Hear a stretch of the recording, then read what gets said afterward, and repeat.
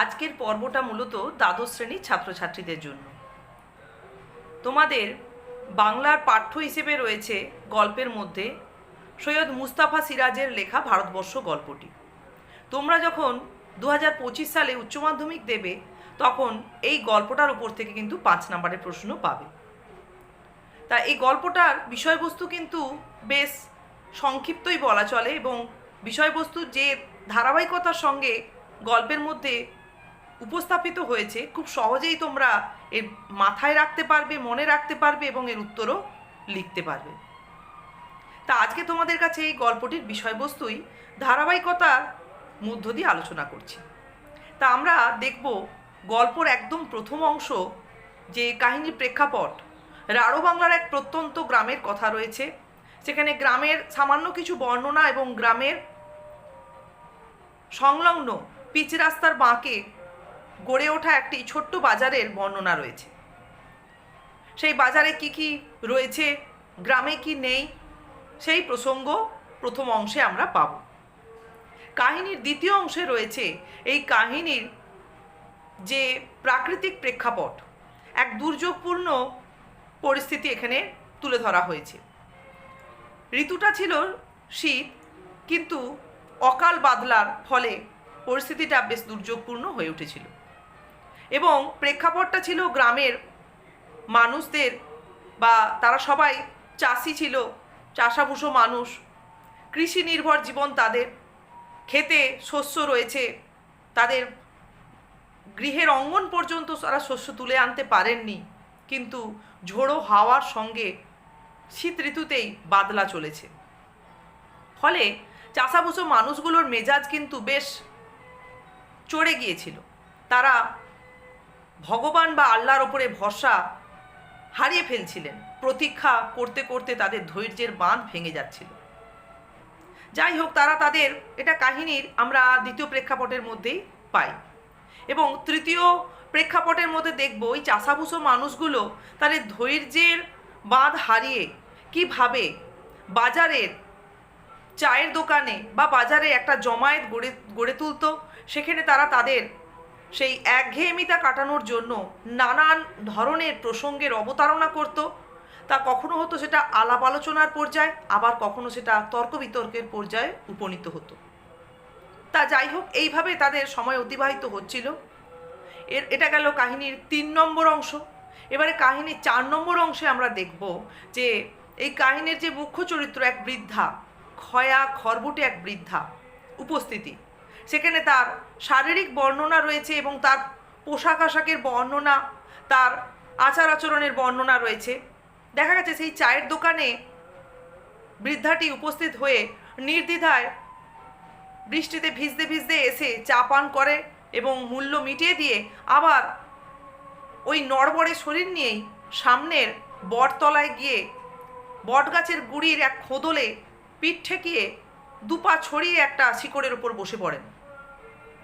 সেখানে চায়ের দোকানে উপস্থিত চাষাভুষো মানুষগুলোর সঙ্গে বৃদ্ধাটি যে খুব নরম স্বভাব দেখিয়ে নরম সুরে তাদের সঙ্গে আলাপচারিতা করেছেন তা কিন্তু নয়। খুব মেজাজি স্বভাবের বৃদ্ধা।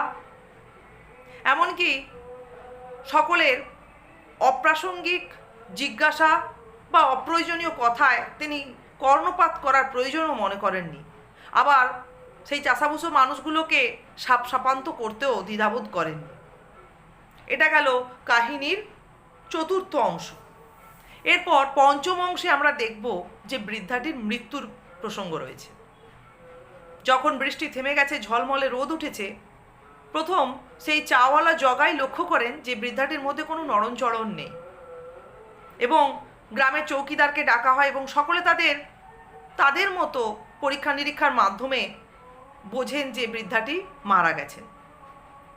ফলে তার সৎকার কিভাবে করা হবে না, চৌকিদারের পরামর্শ মতো সেখানেই বাজারের কিছু মানুষ কি করে না, একটি চ্যাংদোলায় বৃদ্ধার মৃতদেহটিকে ঝুলিয়ে মাঠ থেকে প্রায় 2 মাইল দূরে যে নদী রয়েছে, নদীটিতে জল নেই, তার চড়াতেই তাকে ফেলে রেখে আসা হয় এবং তারা অপেক্ষা করতে থাকে কখন শকুনের দল সেখানে নেমে আসবে।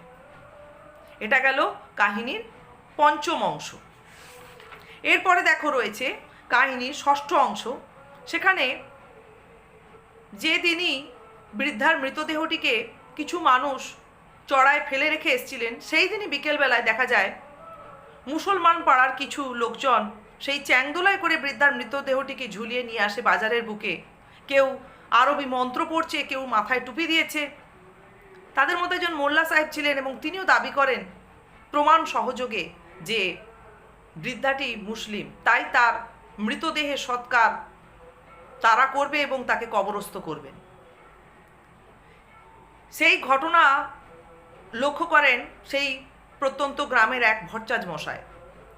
তিনিও ছাড়েন না ব্যাপারটাকে, তার মধ্যেও একটা অধিকারবোধ জেগে ওঠে। তিনি দাবি করেন যে বৃদ্ধাটি মারা গেছেন তিনি মুসলিম নয়, তিনি হিন্দু। তিনি প্রমাণ দিতে থাকেন যে তিনি তাকে হরিনাম জপ করতে বা শ্রীকৃষ্ণ উচ্চারণ করতে দেখেছেন। এভাবে দেখা যায় সেই পরিস্থিতিতে বা কাহিনীর যেটা 6 নম্বর অংশ, সেখানে আমরা দেখব যে একদিকে মোল্লা সাহেব এবং মোল্লা সাহেবের সঙ্গে ফজলু শেখ আর রয়েছে তোমার করিম ফরাজি, এরা তথ্য প্রমাণ দিতে থাকেন যে বৃদ্ধার মৃতদেহটিকে ঘিরে নিয়ে তাদের একটা দাবি বা তাদের প্রমাণ যে তিনি মুসলিম ছিলেন। অন্যদিকে ভট্টাচ মশাইয়ের সঙ্গে সহমত পোষণ করে নানান তথ্য প্রমাণ দিতে থাকেন নকরি নাপিত, নিবারণ বাগদি, আরও হয়তো অনেকে ছিলেন। তা দেখা গেছে যে এদের তথ্য প্রমাণ যে যতই দিয়ে থাকুক না কেন সবই কিন্তু মিথ্যা ছিল। ক্ষণিকের জন্য এরা দুটো দলে বিভক্ত হলেন। 6 নম্বর অংশে আমরা এটাই দেখব।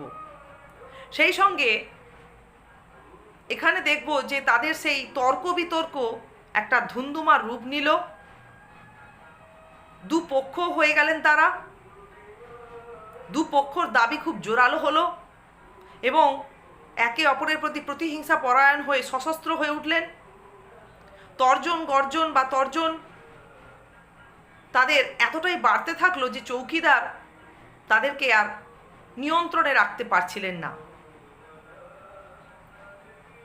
তাহলে আমরা 6 নম্বর অংশের মধ্যে দেখব যে সেই প্রত্যন্ত গ্রামের মানুষেরা হঠাৎ করে একটা সামান্য ঘটনা নিয়ে কিভাবে দুটি দলে বিভক্ত হয়ে নিজেদের মধ্যে বাক বিতণ্ডার একটা পাহাড় তৈরি করলেন।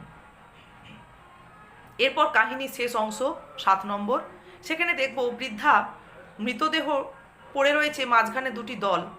হঠাৎ করে নড়ে চড়ে উঠে বসেছেন বৃদ্ধা। তার ভিড় দুটোকে দেখে তিনি বুঝে গেলেন তার মুখের মধ্যে একটা বিকৃতির ছাপ। সেই বিকৃত মুখেই তিনি ফ্যাক ফ্যাক করে হেসে উঠলেন এবং কারোর প্রশ্নের সঠিক উত্তর না দিয়ে সাপসাপান্ত করতে করতে তিনি দূরের পথে হারিয়ে গেলেন। এভাবেই কিন্তু 7 নম্বর অংশের মধ্যে কাহিনীর সমাপ্তি।